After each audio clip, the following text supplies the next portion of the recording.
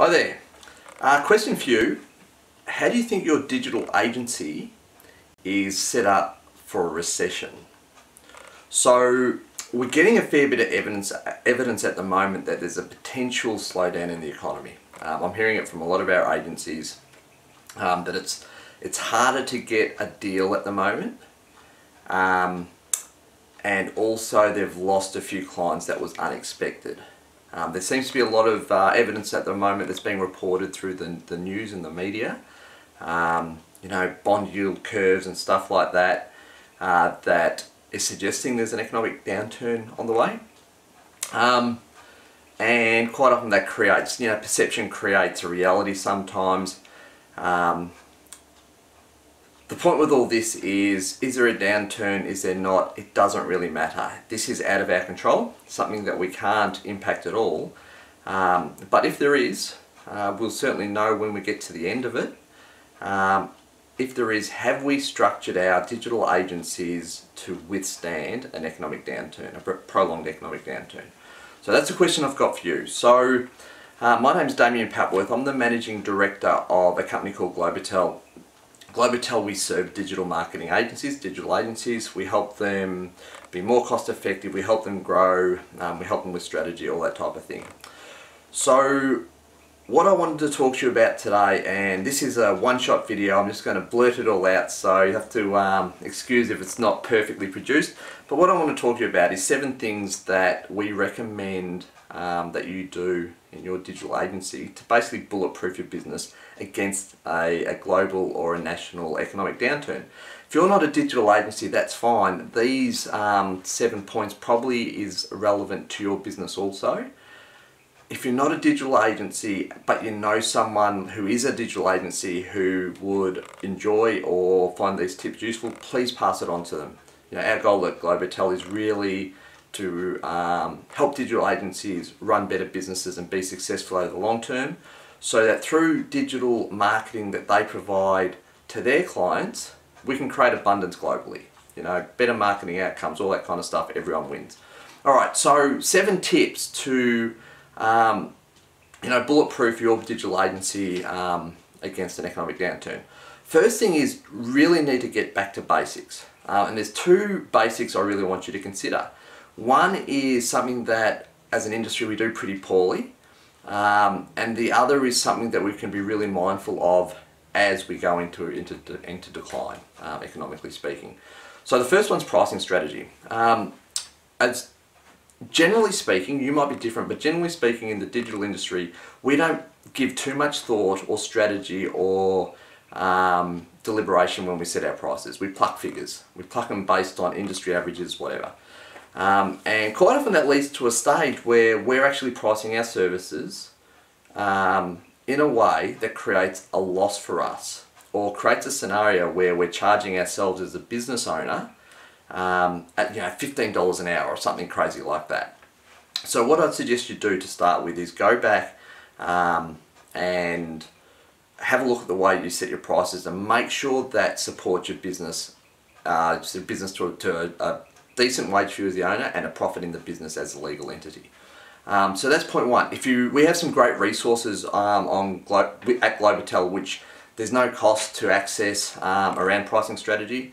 I'll put some links below. If you see this in YouTube or social media, there should be some links below going to these resources. If not, just shoot us a message or put something in the comments below and we'll make sure we get it out to you. So the second thing is retention. So as we go into economic decline, what happens is businesses speak to their accountants, how am I going to get through this? And accountants say, you've got to cut your costs. And unfortunately, even though it's a bit counterintuitive, fortunately marketing is one of the costs that often businesses cut. So as digital agencies, we're on the chopping block. So what I just suggest is have a look at the way you're getting in front of your clients and staying in front of them and communicating with them. Now's the time to delight them with service. Now's the time not to go hiding. Now's the time to be in front of them. And what the type of conversation you can have is around, if we are going into decline, you need to get more leads. You need to get more clients to get through this period, not less. So, but make sure you're having these conversations with them. If you're not in front of your clients, you will be one of the services, one of the costs that they eliminate from their business to save money to get through. So that's point one, get those basics right. So point two is have a look at your business and find where you can be more cost effective. Really, really important. Become as cost effective as you can. So simple things that I find in our business, we end up with, you know, hundreds of domains registered that we end up not using because we registered them for a reason and we don't have time, we do nothing with them. Just let them expire, don't keep them. You know, software subscriptions. We gradually build software into our business, then we might move on to something else and forget to cancel software.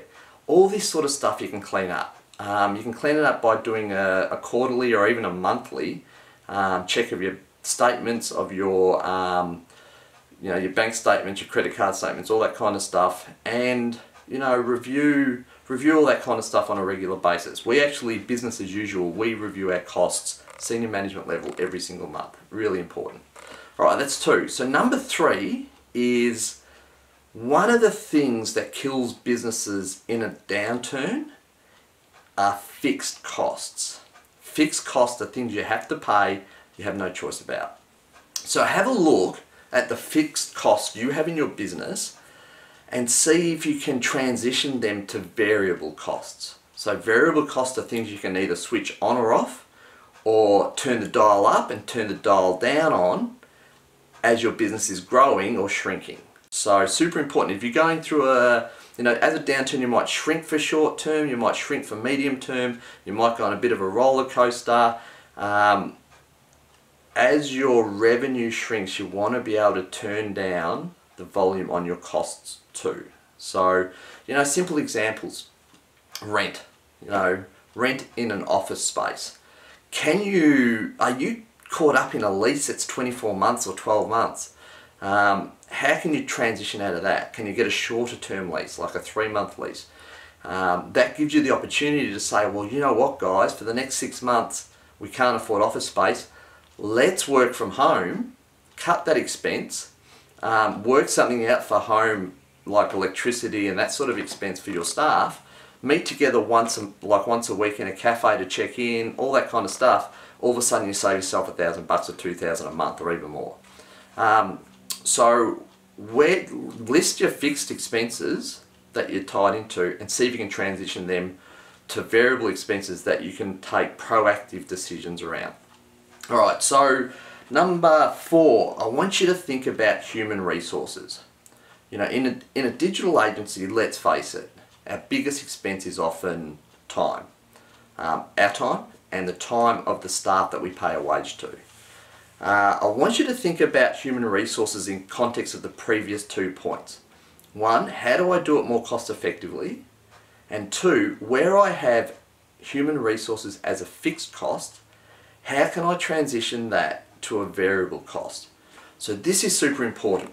You know, the number of, you know, bigger agencies that I see get into really, really serious financial trouble because they've got a big wage bill, a lot of local staff where, you know, obviously Western world employment laws are quite friendly to employees, not as certainly in Australia, not as friendly to employers. There's a cost involved in removing full-time staff, and you know, these bigger agencies, they lose 1 or 2 big clients for no reason other than the big clients cutting costs themselves and they're coming to an end of a strategy and they decide not to renew.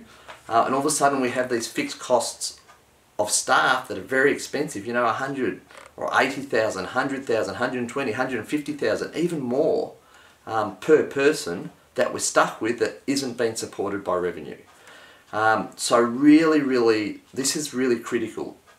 You know, fixed cost can kill a business in an economic downturn. Variable costs always give you the ability to make a decision. So see if you can transition human resource to variable costs, as well as being more cost effective. And yes, you know, at Globotel we do outsource as part of our model. that's the obvious option. So this is one of the ways that we support digital agencies run better businesses, is we give them, you know, an option to vary their expenses in human resource to match the variation of revenue in their business. It's pretty simple. So I want to talk, the last 2 points are specifically around marketing and advertising in your business.